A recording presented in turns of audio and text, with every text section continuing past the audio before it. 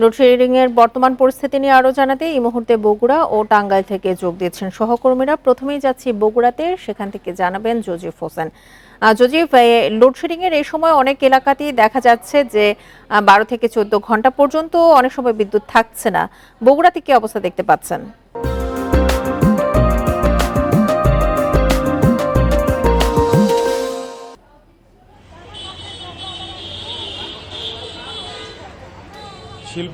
শিল্পনগরী খ্যাত যে বগুড়া শহরটি রয়েছে কিংবা বগুড়া জেলা রয়েছে, সেই বগুড়া জেলায় আপনি জানেন যে প্রচুর পরিমাণে কিন্তু ছোট, ক্ষুদ্র এবং মাঝারি এবং বড় মাপের শিল্প প্রতিষ্ঠানগুলো রয়েছে। তো এই বর্তমানে যে লোডশেডিং চলছে, সেই লোডশেডিংয়ের কারণে আমরা দেখেছি যে এই উৎপাদনগুলো, এই শিল্প কলকারখানাগুলো যে উৎপাদন হচ্ছিল সেই উৎপাদনগুলো ব্যাহত হচ্ছে। এবং এখন যে পরিস্থিতি দাঁড়িয়েছে বগুড়ায়, আপনাকে যদি বলি যে নেসকোর আন্ডারে যে বিদ্যুৎ বিভাগের যেই ভোক্তারা রয়েছেন, তারা বলছেন যে প্রায় 8 থেকে 10 ঘন্টা কিন্তু লোডশেডিং দেওয়া হচ্ছে। এই কিছুক্ষণ আগেও, লাইভে দাঁড়ানোর 1 মিনিট আগেও কিন্তু এই যে জলশীতলা এরিয়ায় আমি দাঁড়িয়ে রয়েছি, সেই জলশীতলায় কিন্তু বিদ্যুৎ ছিল না, লোডশেডিং চলছিল। কিন্তু 1 মিনিটের ব্যবধানে সেটি কিন্তু চলে এসেছে। এবং এভাবেই কিন্তু আপনার প্রতি ঘন্টা 1 ঘন্টা পর পর লোডশেডিং দেওয়া হচ্ছে। এবং বিদ্যুৎ বিভাগ যেটি বলছেন যে আসলে বিদ্যুতের যে ঘাটতি, সেটি কিন্তু পিক আওয়ারে সবচেয়ে বেশি থাকে। এবং এই কারণে আসলে জনজীবনে যে পরিমাণ আসলে অতিষ্ঠতা দেখা দিয়েছে এবং যে অবস্থা, এতে আসলে জনজীবনে খুব খারাপ অবস্থা দেখা দিয়েছে।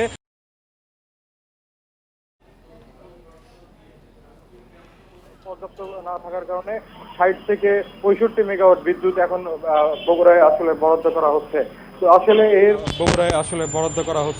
তো আসলে এর মধ্যে যে লোডশেডিংটা চলমান রয়েছে, পল্লী বিদ্যুতের সাথে কথা বলেছি আমরা।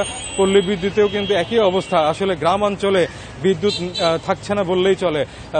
সেখানে আমরা খোঁজ নিয়ে জানতে পেরেছি 12 থেকে 14 ঘন্টা পর্যন্ত বিদ্যুৎ থাকছে না।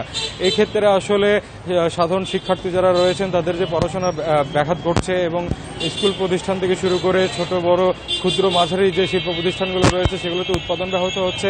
সব মিলিয়ে আসলে লোডশেডিং এর কারণে যে বর্তমান পরিস্থিতি, সেটি কিন্তু অসহনীয় হয়ে পড়েছে বগুড়াবাসীর কাছে। এই অবস্থা যদি বেশি দিন চলতে থাকে, তাহলে কিন্তু যে উৎপাদনমুখী বগুড়ার একটা সম্ভাবনাময় খাত আছে, সেই খাতটি কিন্তু ক্ষতিগ্রস্ত হবে বলে জানিয়েছেন যে ব্যবসায়ীরা রয়েছেন তারা।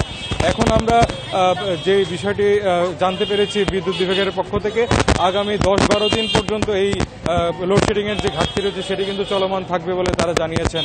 তো আসলে বর্তমানে বগুড়ার যে পরিস্থিতি, এটি আসলে যত দ্রুত সম্ভব, এখানকার যারা বাসিন্দা রয়েছেন তারা বলছেন দ্রুত সময়ের মধ্যে সমাধানের দাবি তাদের।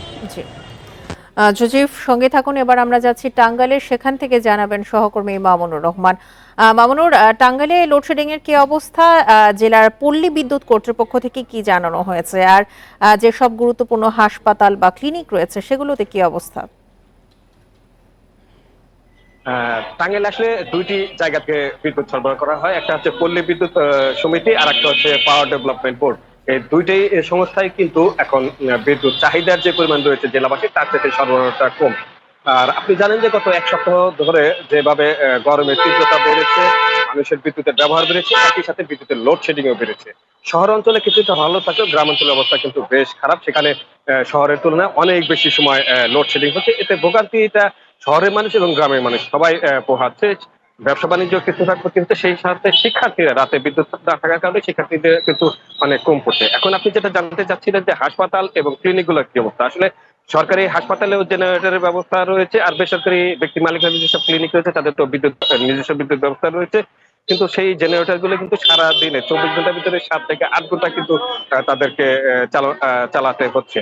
এখন বলি বিদ্যুতের ঘাটতি কি পরিমাণ। আমি গতকালকে কথা বলেছিলাম টাঙ্গাইলের বিদ্যুৎ উন্নয়ন বোর্ডের যিনি তত্ত্বাবধায়ক প্রকৌশলী রয়েছে, তার সাথে। তিনি যেটা বলেছেন যে সময়টাতে 120 মেগাওয়াট বিদ্যুতের চাহিদা থাকে, ঠিক সেই সময়টাতে কিন্তু 24 থেকে 25 মেগাওয়াটের বিদ্যুৎ সরবরাহ কম থাকে, যে কারণে লোডশেডিংটা শহর অঞ্চলে হয়।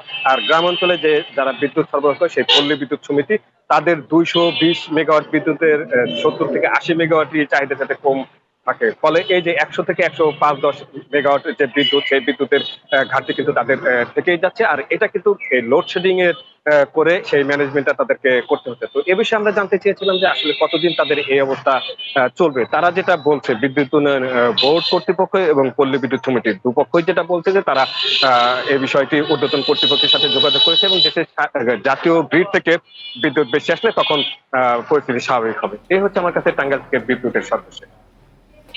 টাঙ্গাইল এবং বগুড়া থেকে লোডশেডিং এর বর্তমান অবস্থা নিয়ে জানাচ্ছিলেন আমাদের সহকর্মীরা।